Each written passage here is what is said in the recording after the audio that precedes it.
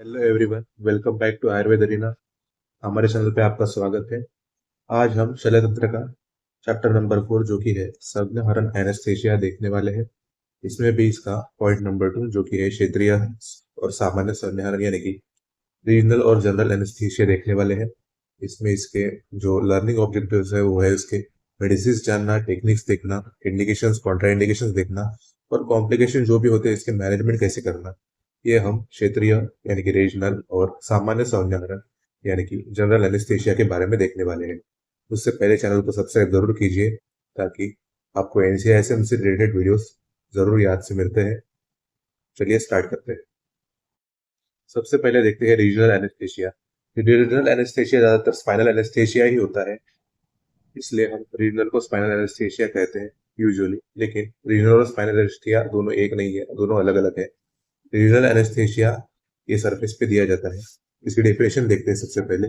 Loss of sensation in a specific region of the body without loss of consciousness, यानी कि ये जो संज्ञा का है वो एक्चुअल संज्ञा का हरण नहीं करता, लेकिन ये स्पेसिफिक रीजन का बॉडी पार्ट जो रहता है उसके सेंसेशन को लॉस करता है by producing blocking nerve conduction, यानी कि ये नर्व को ब्लॉक कर देता है।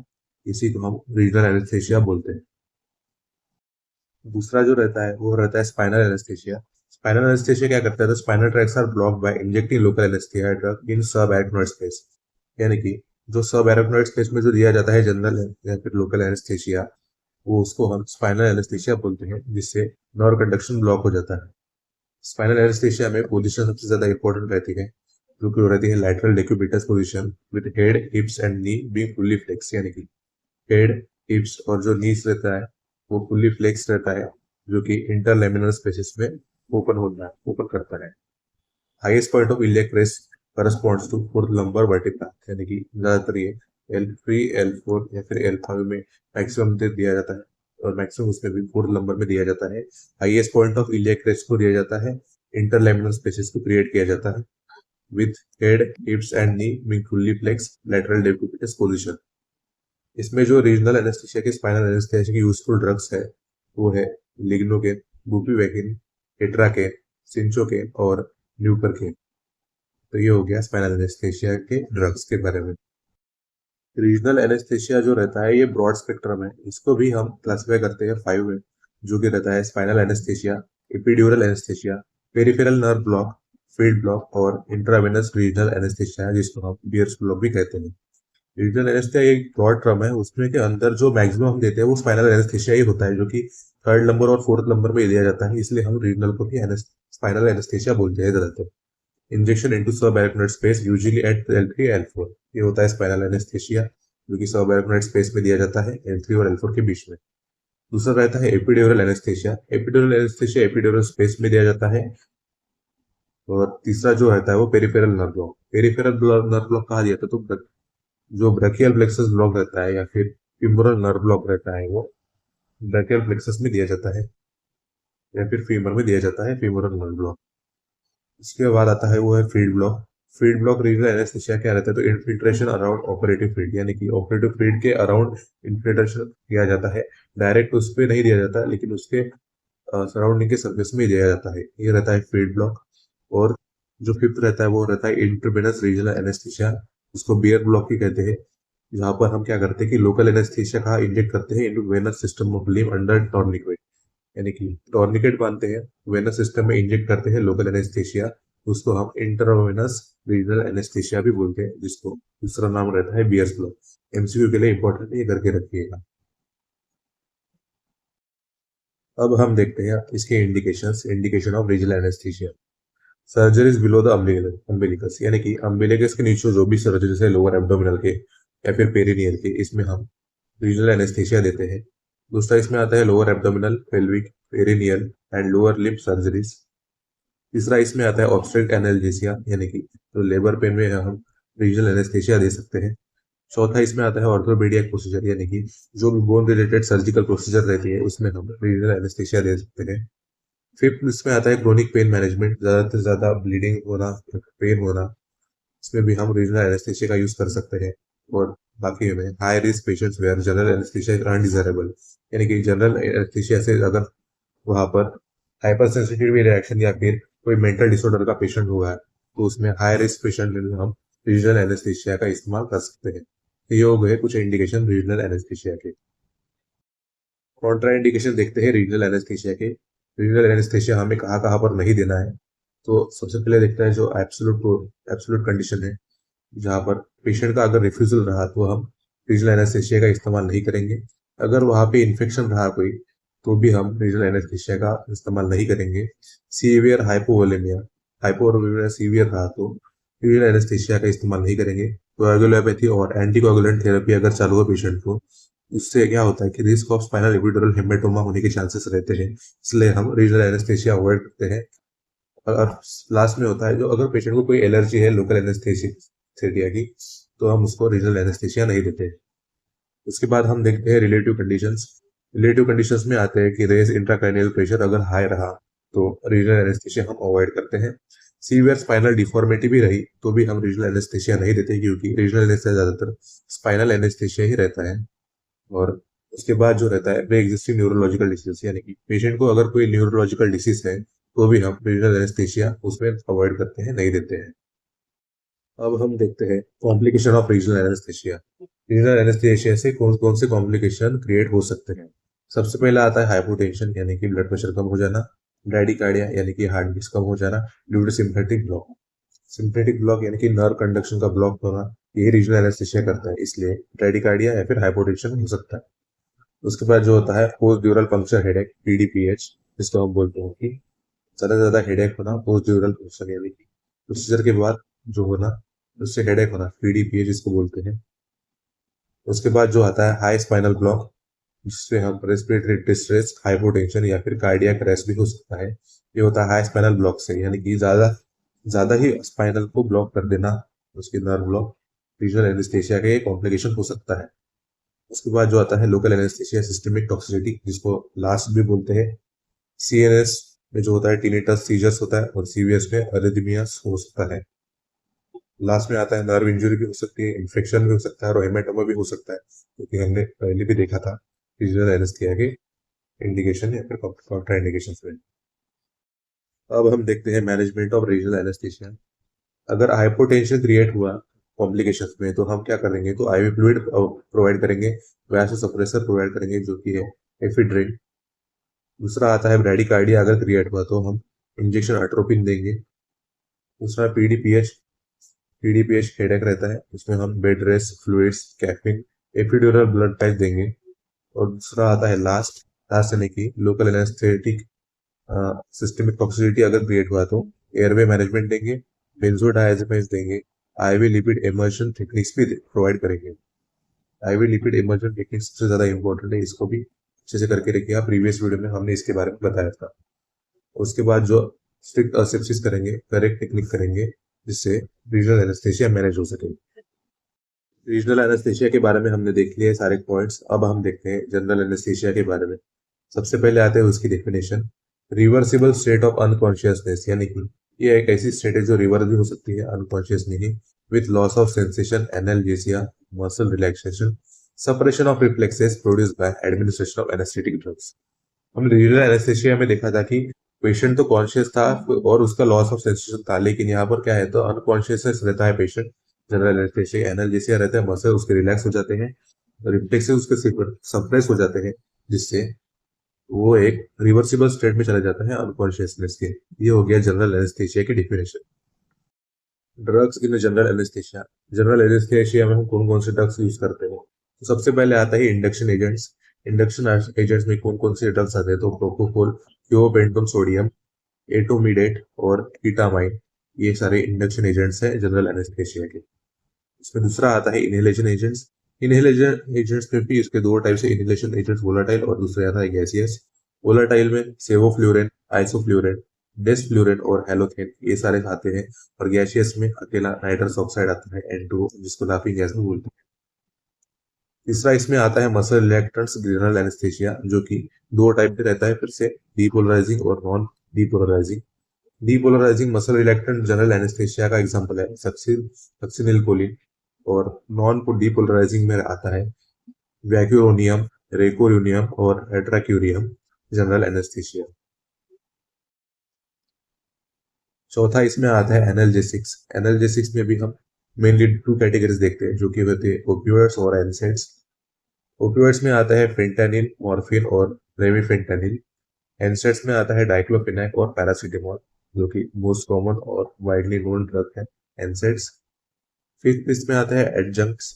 एडजंक्ट्स में भी इसमें दो कैटेगरी देखते हैं हम, एंटी एमेटिक्स और एंटीकोलिनर्जिक्स। एंटी एमेटिक्स में ओंडानसेरॉन, ओंडानसेट्रॉन, और एंटीकोलिनर्जिक्स में हम आते हैं ग्लाइकोप्रोपियोलेट और हाइड्रोपिन।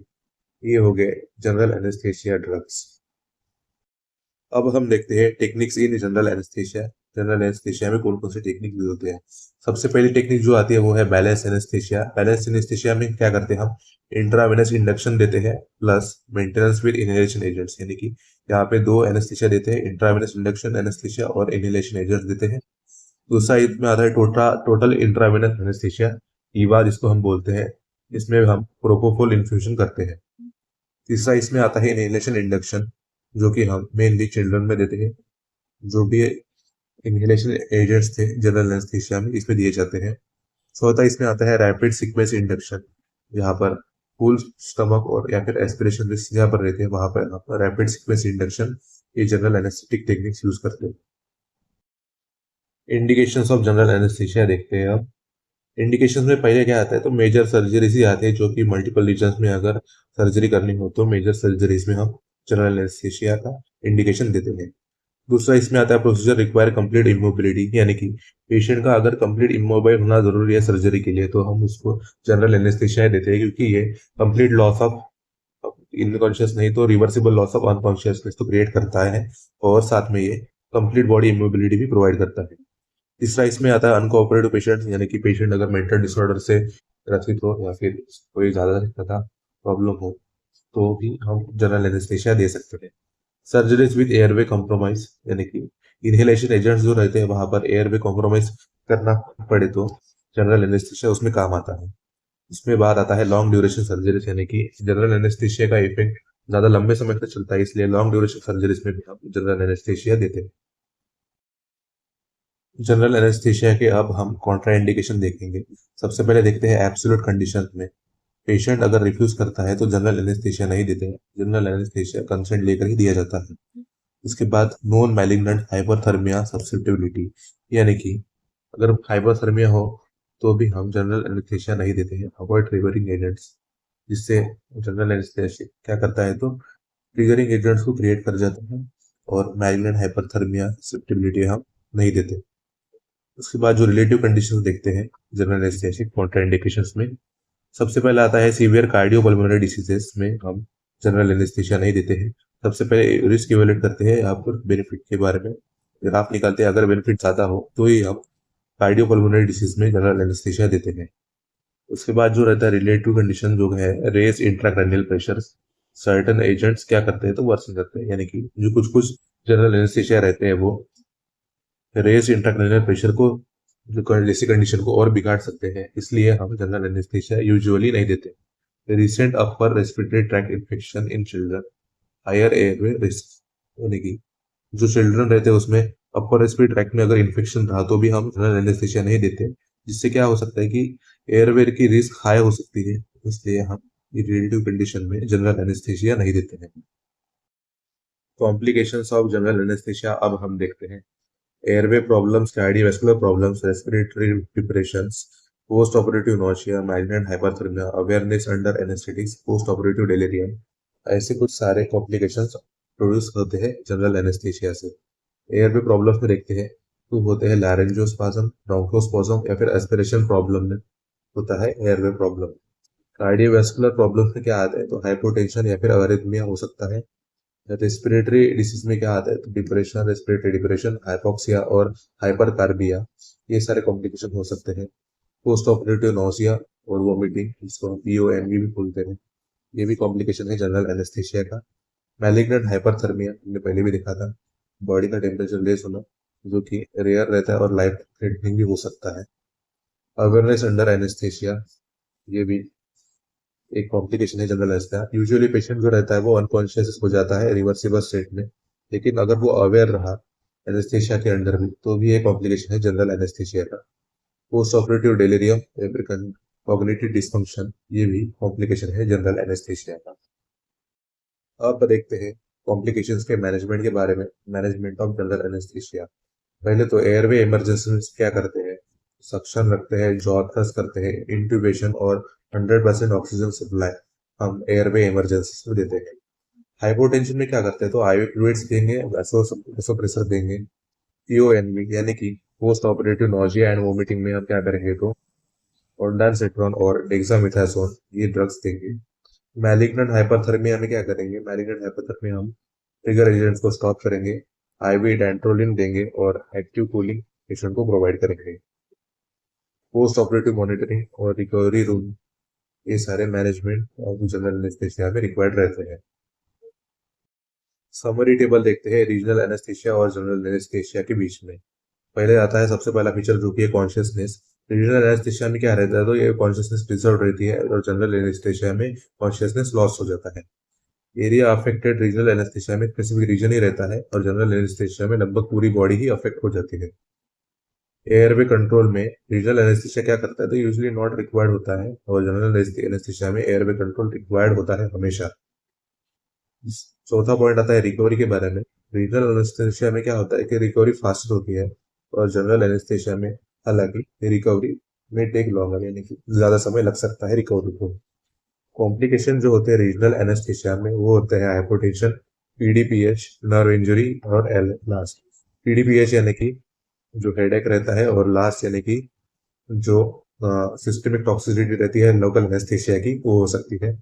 जनरल एनेस्थीसिया में क्या कॉम्प्लिकेशन आ सकते हैं, तो एयरवे इशू आ सकते हैं, मैलिग्नेंट हाइपरथर्मिया हो सकता है, पोस्ट ऑपरेटिव नोजिया और वॉमिटिंग हो सकती है, कॉग्निटिव इफेक्ट भी क्रिएट हो सकते हैं। ये हो गए कॉम्प्लिकेशन ऑफ जनरल एनेस्थीसिया के। उसके बाद जो फीचर आता है वो प्रिफर्ड फॉर, यानी कि किस किस को हम रीजनल एनेस्थीसिया देते हैं। तो रीजनल एनेस्थीसिया हमें लोअर बॉडी के सर्जरी, शॉर्ट मॉडरेट सर्जरीज में हम रीजनल एनेस्थीसिया दे सकते हैं। जनरल एनेस्थीसिया हम कहाँ पर देते हैं, जहाँ पे मेजर या फिर लॉन्ग कॉम्प्लेक्स सर्जरीज रहती है, वहां पर हम जनरल एनेस्थीसिया को प्रेफर करते हैं। ये हो गया summary table of regional anaesthesia and general anaesthesia side by side feature से। यहाँ पर हम डिफरेंस भी बता सकते हैं। ऐसा क्वेश्चन आया कि रीजनल एनेस्थीसिया और जनरल एनेस्थीसिया के बीच में डिफरेंस बताओ, तो भी आप ये पॉइंट देके इजीली मार्क गेट कर सकते हैं। तो ये हो गया आज का वीडियो हमारा रीजनल एनेस्थीसिया और जनरल एनेस्थीसिया के बारे में। हमारा नेक्स्ट वीडियो होगा वो रहेगा शल्यतंत्र का नेक्स्ट पॉइंट, जो कि होगा प्री ऑपरेटिव असेसमेंट के प्रिंसिपल्स के बारे में। चैनल पर ऐसे ही बने रहिए, चैनल को सब्सक्राइब जरूर कीजिए। वीडियो अगर पसंद आया तो लाइक कीजिए और दोस्तों के साथ शेयर करना बिल्कुल ना भूलिए। Thank you for watching Ayurveda.